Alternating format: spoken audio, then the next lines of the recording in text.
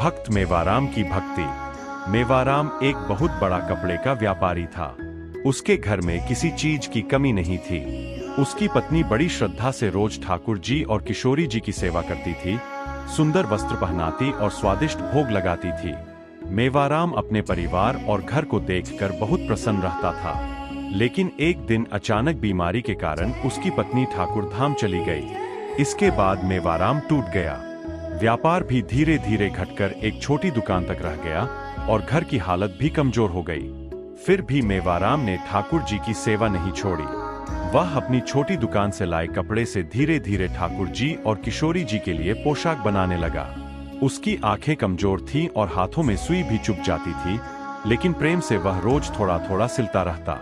6 महीने बाद जब पोशाक बनकर तैयार हुई, उसी रात मेवाराम ने ठाकुर जी के लिए सेज सजाई, खीर और जल रखकर सो गया। उसी रात वर्षा में भीगते हुए ठाकुर जी और किशोरी जी उसके घर आए। उन्होंने मेवाराम द्वारा बनाई हुई पोशाक पहनी, खीर खाई और विश्राम किया।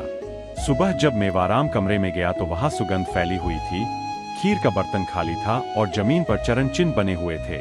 वहां उसकी पोशाक नहीं थी, बल्कि दिव्य वस्त्र रखे हुए थे।